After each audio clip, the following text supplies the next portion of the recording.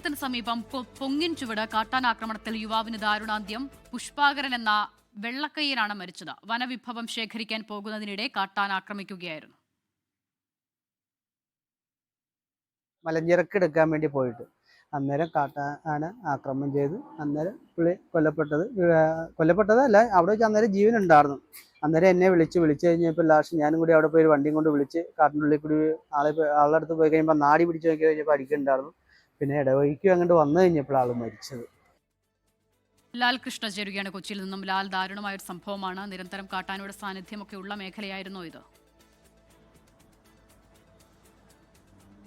തീർച്ചയായിട്ടും ഇന്ന് ഉച്ചയ്ക്ക് ശേഷമാണ് ഒരു 4 അംഗ സംഘം ഈ വനത്തിനകത്തേക്ക് ഇത്തരത്തിൽ വനവിഭവങ്ങൾ ശേഖരിക്കുന്നതിന് വേണ്ടിയിട്ട് പോകുന്നത്.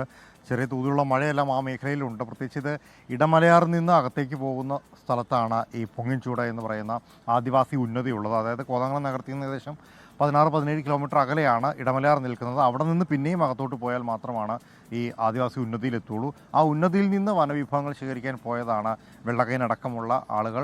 ആ പോകുന്ന വഴിയിലാണ് കാട്ടാനയുടെ ആക്രമണം ഉണ്ടാകുന്നത്. കാട്ടാന കണ്ട് ഭയന്ന് ഓടുന്നതിനിടയിൽ തന്നെ പിന്നിൽ നിന്നെത്തിയ കാട്ടാന തുമ്പി കൈകൊണ്ട് ചുഴറ്റി എറിയുകയായിരുന്നു എന്നുള്ളതാണ് കൂടെയുള്ളവർ നൽകിയിരിക്കുന്ന വിവരം. ഫോറസ്റ്റിനും ഇതേ വിവരം തന്നെയാണ് നിലവിൽ ലഭിക്കുന്നത്. കാട്ടാന അവിടെ നിന്ന് ഉപേക്ഷിച്ച് പോകുന്ന സമയത്ത് തന്നെ ഇദ്ദേഹത്തിൻ്റെ കൈകാലുകളെല്ലാം ഒടിഞ്ഞ നിലയിലായിരുന്നു. എന്നാലും ഹാർട്ട് ബീറ്റ് ഉണ്ടായിരുന്നു എന്നുള്ളതാണ് സമീപത്ത് പരിശോധിച്ചവരെല്ലാം പറയുന്നത്. അതിൻ്റെ അടിസ്ഥാനത്തിലാണ് ആശുപത്രിയിലേക്ക് കൊണ്ടുപോകാനുള്ള ശ്രമമെല്ലാം നടത്തുന്നത്. വനത്തിലൂടെ ഇടമലയാർ ഭാഗത്തെത്തി അവിടെ നിന്ന് പിന്നെ ജീപ്പിലാണ് ഈ ആശുപത്രിയിലേക്ക്, കോതമംഗലം നഗരത്തിലുള്ള ആശുപത്രിയിലേക്ക് പുറപ്പെട്ടത്. സർക്കാർ ആശുപത്രിയിലേക്കാണ് പുറപ്പെടുന്നത്. ആ യാത്രാമധ്യയാണ് അദ്ദേഹത്തിന് ജീവൻ നഷ്ടമായത് എന്ന കാര്യമാണ് നിലവിൽ അറിയാൻ കഴിയുന്നത്. ഏകദേശം 50 വയസ്സിനടുത്ത് പ്രായമുള്ള ആളായിരുന്നു വെള്ളക്കയ്യൻ എന്ന് വിളിക്കുന്ന പുഷ്പാങ്കരൻ. അദ്ദേഹത്തിൻ്റെ പോസ്റ്റ്മോർട്ടം നടപടികൾക്ക് വേണ്ടി മൃതദേഹം നിലവിൽ അവിടെ സൂക്ഷിച്ചിരിക്കുകയാണ്.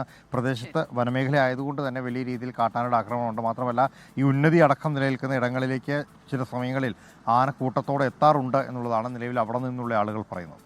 ശരി, ലാൽ കൃഷ്ണയാണ് വിവരങ്ങൾ നൽകിയത്.